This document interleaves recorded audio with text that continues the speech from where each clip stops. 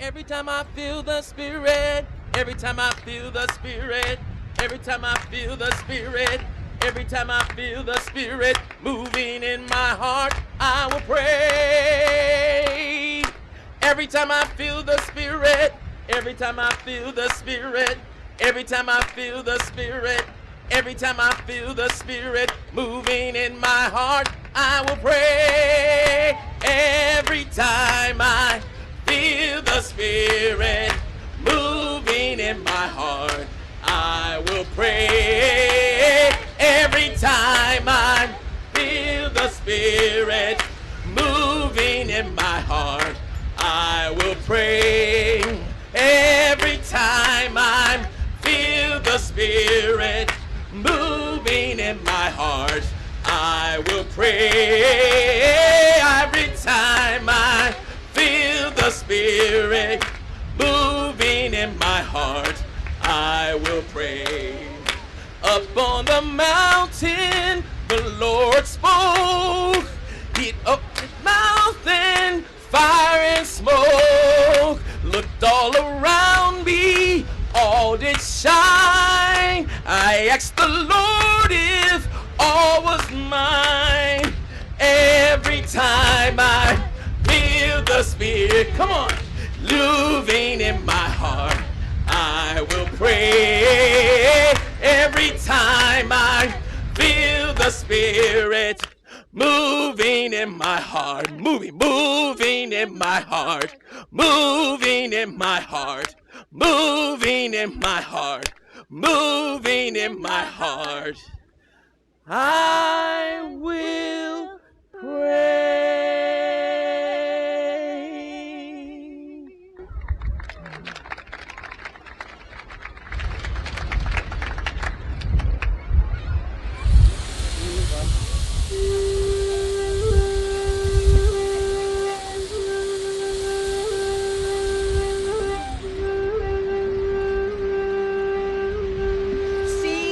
The center of things, close to the earth, beauty and mystery take shape.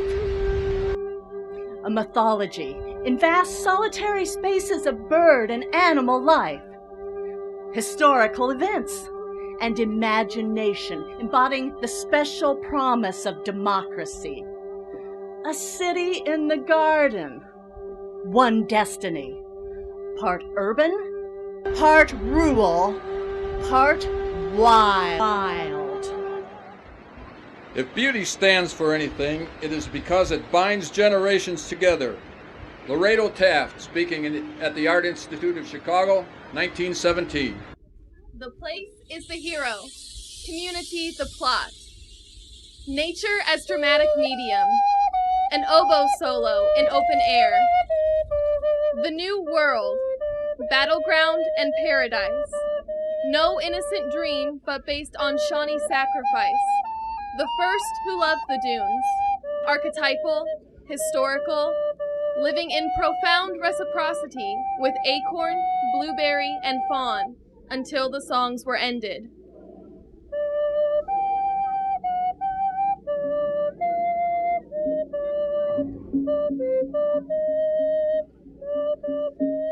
Sullivan speaks. You think the picture of the city one thing? The picture of the broad water and land another thing? The drama of the city one thing? The drama of the open another? The drama of democracy, an American civil religion with its symbols, beliefs, rituals, stories about society's place in time, space, and history. As Lincoln said, God's almost chosen people.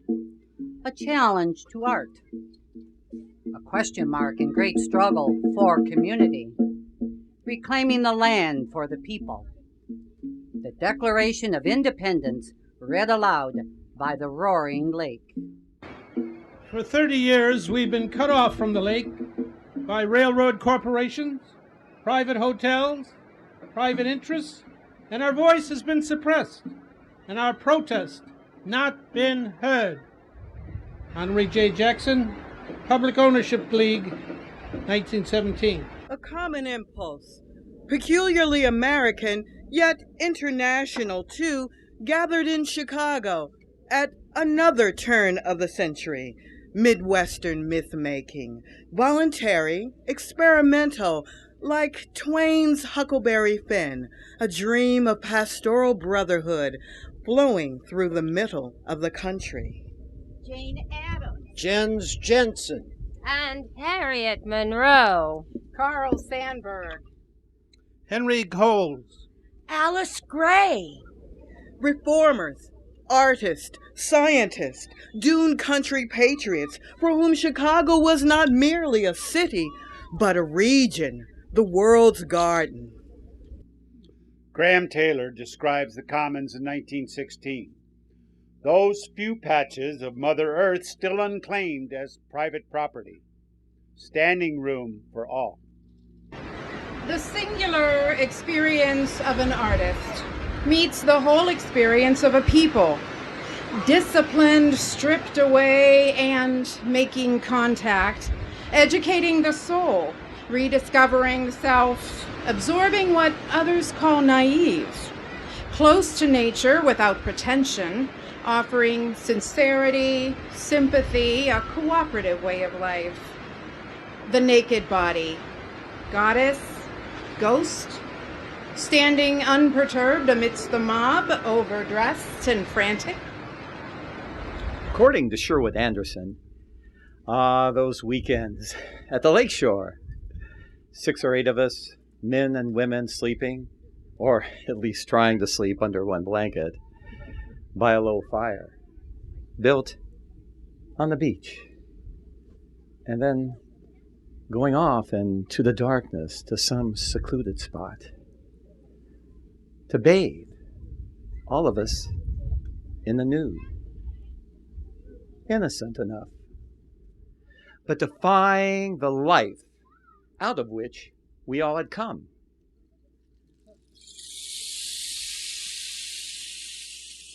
This remnant of wilderness, remote yet close by, fact of our evolutionary adventure, intended for all. A 360-degree view of a dunes park, sand, trees, surf, and bathers. Father in his rolled-up pants, and mother in her wide-brimmed hat, a string of children following, and the family dog, crossing the beach like royals on their way to Eden. Lush gardens, marsh, streams, oak savanna, only dreamt of until this day. Stephen Mather, 1916. The dunes are readily accessible to approximately 5 million people. They are ideally located with respect to the center of population, which, when last determined, was in the state of Indiana. That glacial plain, divided by state line, trading a map or politics for actual landscape, the ground itself. These dunes encircled all of Chicago once, defined the place in total, the real region, ecologically and socially understood, seen and grasped in one long look by anyone standing on the beach, where Michigan City would be named, to the far shore of Waukegan, all of it true dune country.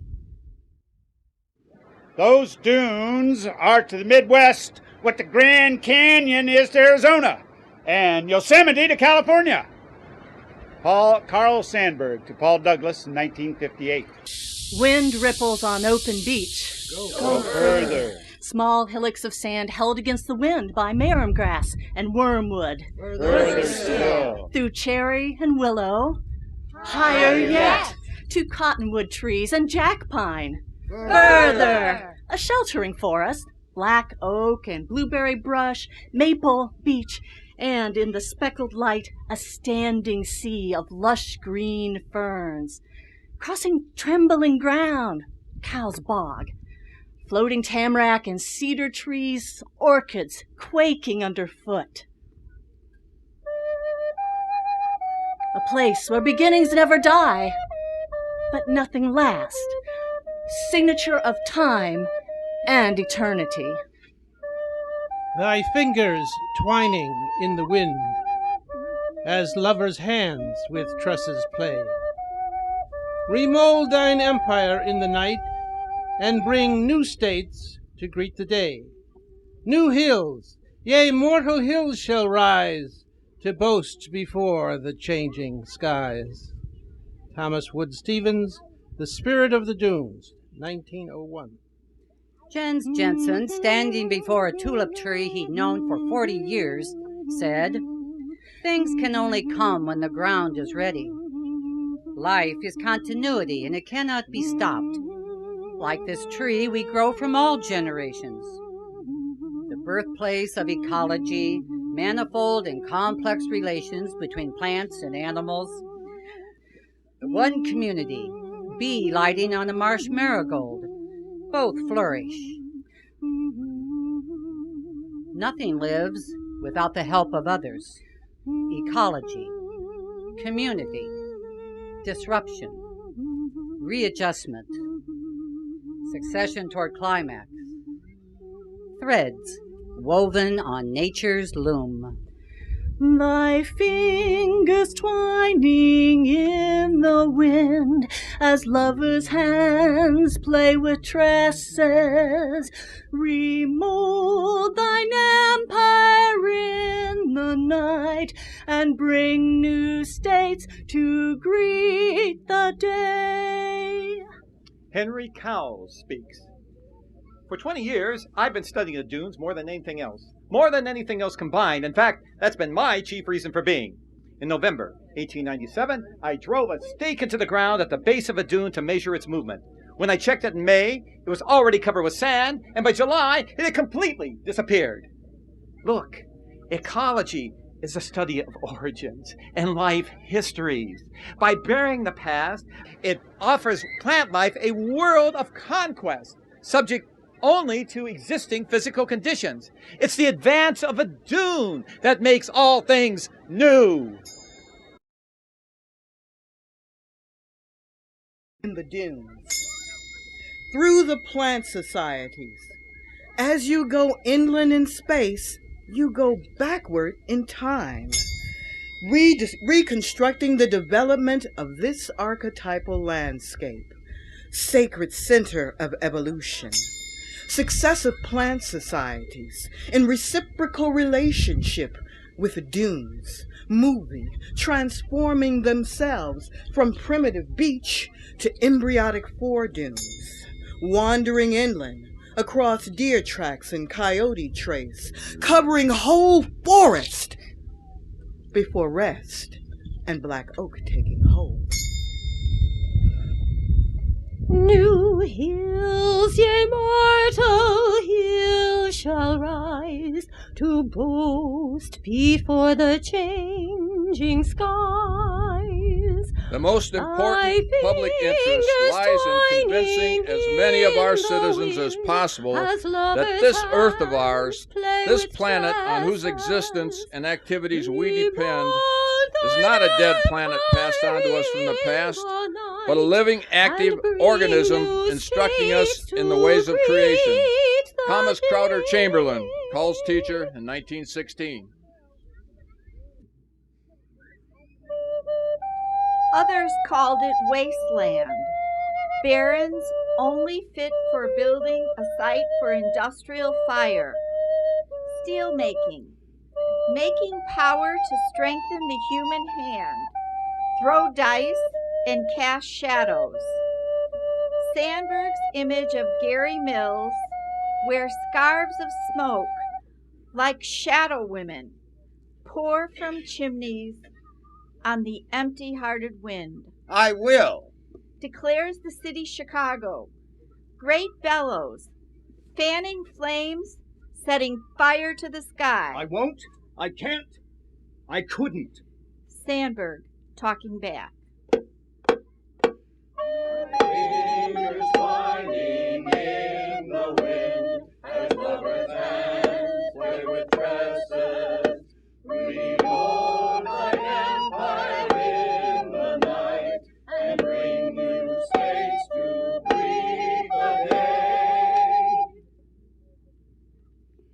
General John Tipton, Indiana surveyor in 1821.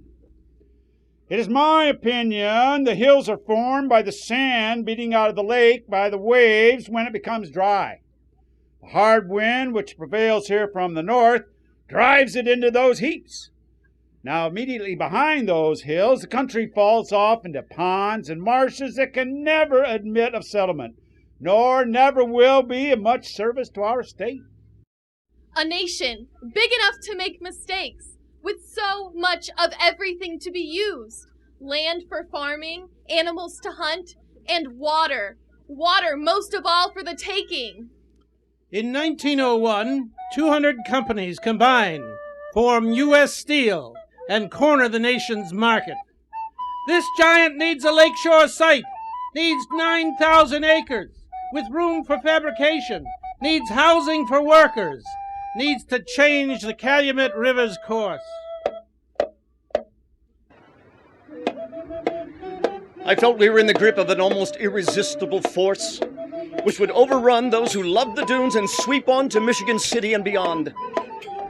The worst features of our civilization threatened to invade what had been an earthly paradise. Senator Paul H. Douglas standing on the beach in Ogden Dunes, looking west toward Gary. The largest blast furnace in North America. Deep water port, land gone missing. Disappeared so even memory is bleached, like driftwood in the sand. And yet, there was a pageant played with 3 states, Indiana, Illinois, and Michigan, in view, enacting migrations. The Miami, the Algonquin and Iroquois, the Potawatomi and Blackhawk. Voyagers down from Canada, trappers in canoes, and farmers driving cattle, pigs, and sheep. Freed slaves and fugitives following the North Star by underground railway. To this sacred site on Waverly Beach at the foot of Mount Tom.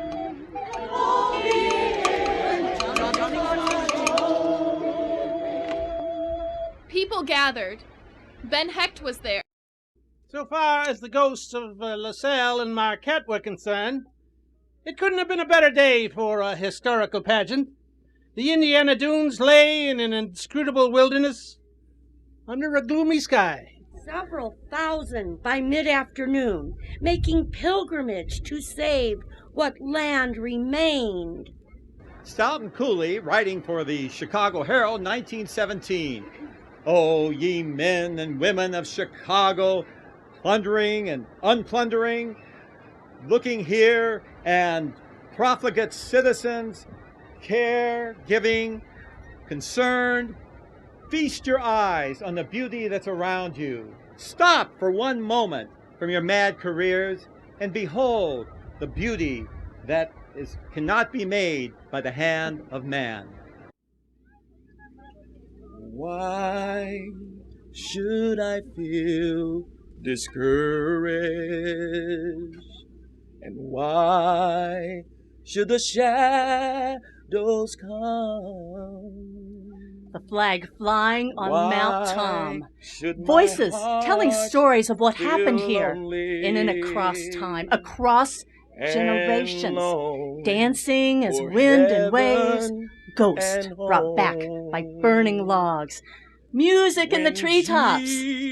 Love songs to the Jesus land. is my A portion. hymn. This place must be preserved for its sake and for ours. A natural park where the living make contact with their founding, interpenetrating sacred and profane, making visible, present, and real the unity living here. Human and environmental welfare a single cause. This patriotic pageant not only glorifies the project of saving the dunes, but does something towards re-cementing the sympathies of people of all degrees and nationalities in this region. Caroline McIvane, Chicago Historical Society. His eye is on the sparrow, and I know he watches me. Of the people, by the people, for the people. Masses as well as classes. This surging, seething humanity deserves an audience, a piece of public property. Parks envisioned to mark 100 years of Indiana's statehood. So every citizen can camp on his own land, one with nature, part of the foundation of this republic. Life, liberty, the pursuit of happiness. As natural history, a green-veined life, overhead and underfoot. Park visitors are citizens who pridefully consider themselves stockholders in a growing concern, not supplicants of charity or political favor. Richard Lieber, founder of Indiana State Parks. Roiling lake before us, stars strewn across the sky, counting constellations. Orion, the Dippers. Looking north, is that the star? And in the distance, Chicago's sleepless plume. Seductive incandescence, promising eternal youth, riches, blood orange, relevance. No breakwater here, but the sand, dunes in the making stars visible. Nighttime on the beach. Enter two ghosts, possibly lost. They are, or were, Indiana Congressman Charlie Halleck and his nemesis, the senator from Illinois, Paul Douglas. Paul, is that you? What in the devil? Charlie Halleck, what brings you here? I could ask you the same question, Douglas, for crying out loud. What is this place? You don't recognize it? No, I don't. I mean, where are we? Some kind of swamp? It feels like the middle of nowhere. Well, listen. What do you hear? A noise?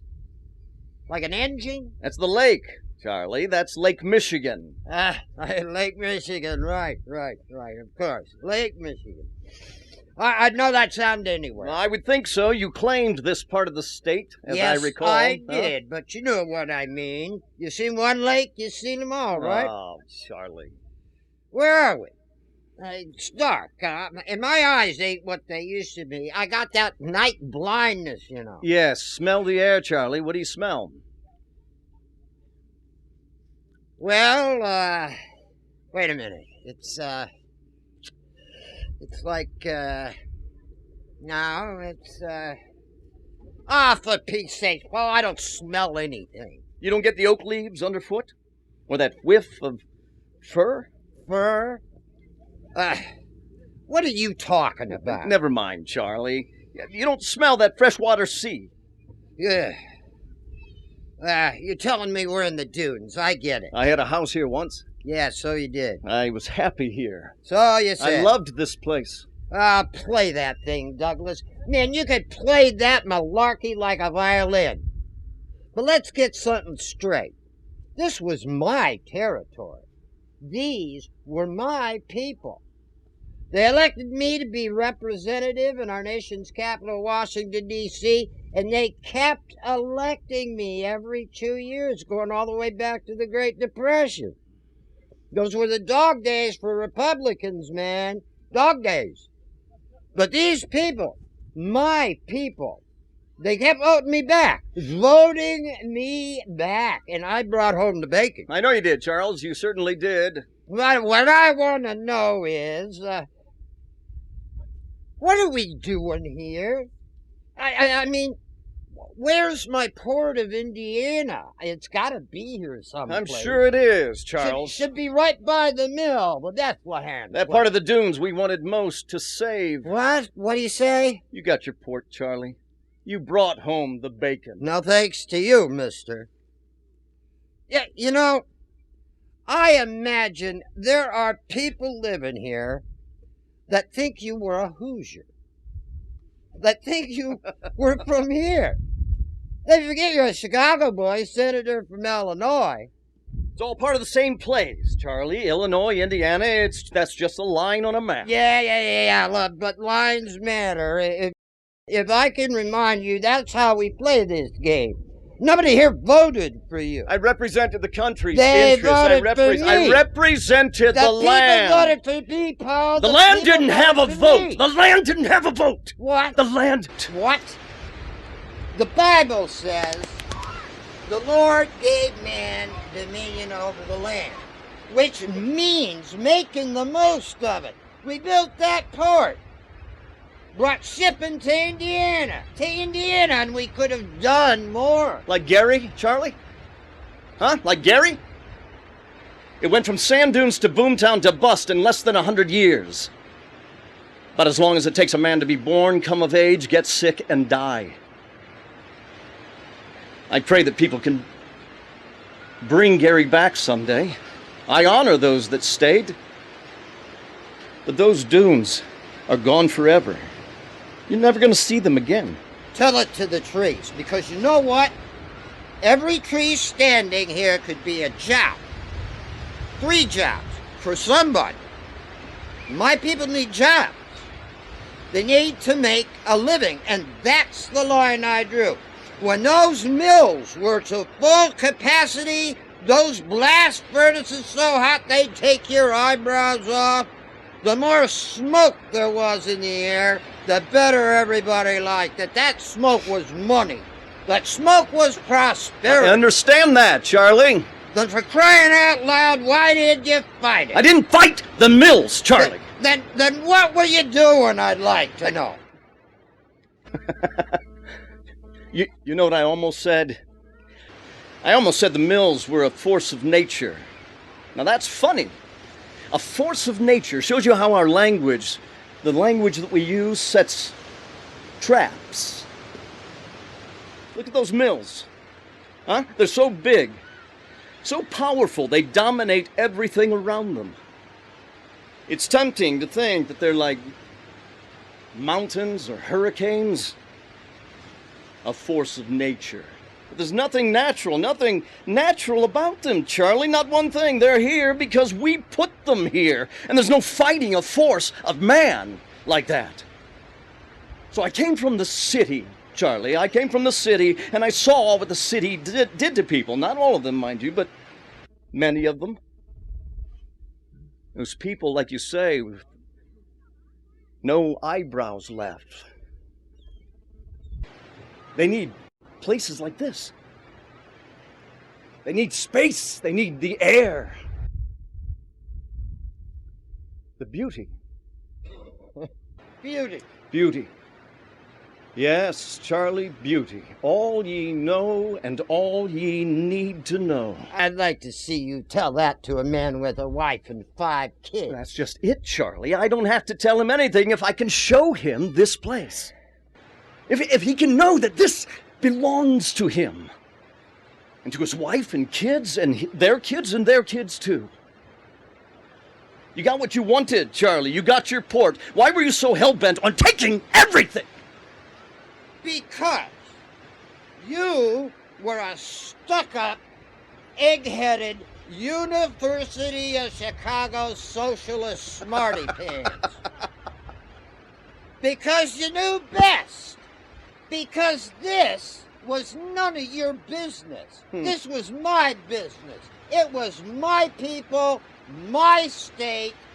I didn't want you or anybody else from your city of big shoulders. Yeah, I know some poetry too, Professor Douglas.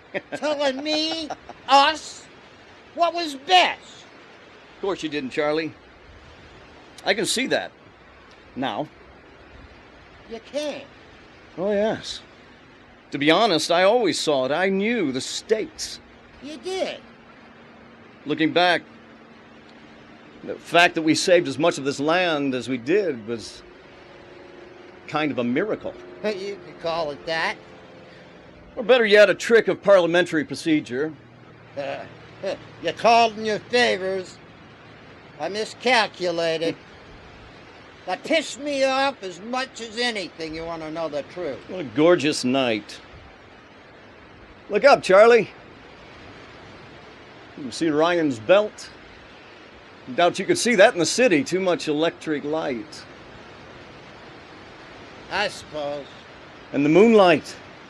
Charlie, doesn't it make the sand seem to glow? Yeah. It's something, all right.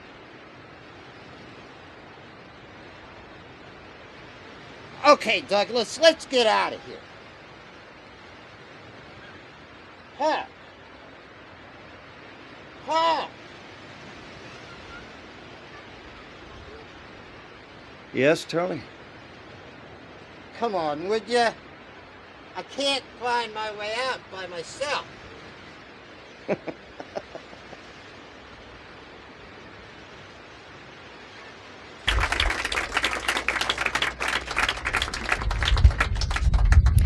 Sand surrounded by black oak forest. Ancient beach. Prairies and marshes teeming with birds. Stands of northern white pine mixed with hawthorn and cottonwood. 25 miles from Gary to Michigan City. Northwesterly winds crossing climactic boundaries. The elements of many regions. A new, old world where 4 points of the compass converge, moving slowly, silently, irresistibly. Can you feel it, Charlie? This place, where the grasshopper danced at the wedding of the Manitou. Getting lost, accidentally, on purpose, along the beach with bright sun overhead. In contact with beginnings, crossing trembling ground on the verge of something deep. Grains of sand falling through your fingers. Infinite number of particles. Like a democracy. So different yet the same. Wind, sun, water, earth, slowly filled with vegetation, pushed south by glacier and left behind.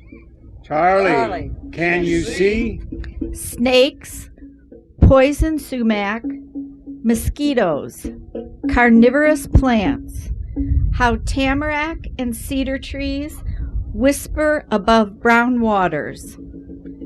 Inscrutable wilderness, distant lightning. Oh, do it. Do it again.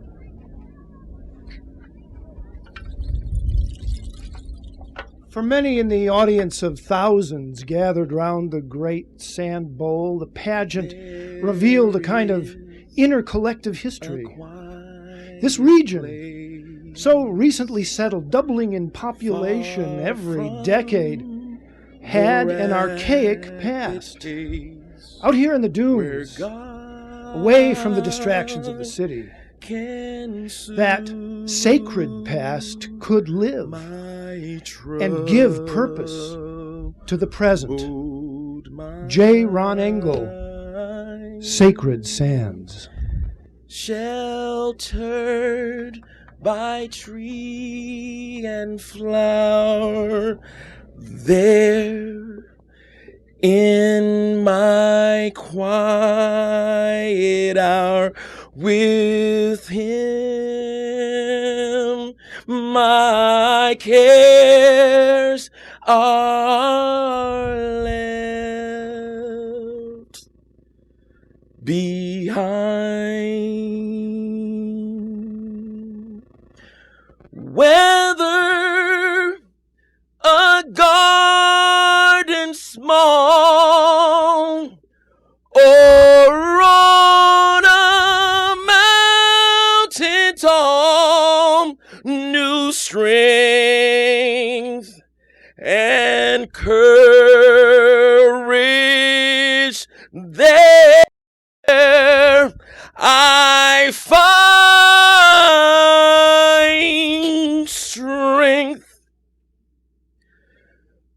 from this quiet place. I go prepare to face a new day with love for all mankind.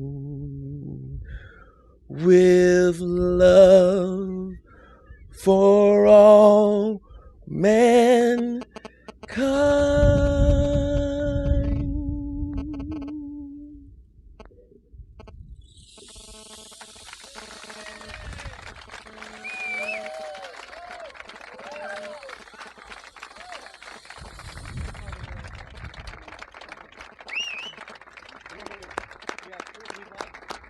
Yeah. David and Yeah, we would Dave, like John. David and John, the director and the writers, to come forward. And Nellie, who actually produced the whole experience. Come on, John. David, come come on, down, John. please. Yes.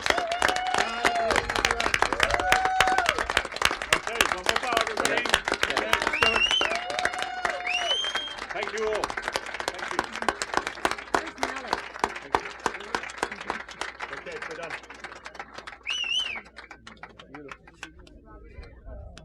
Thank you all. Right.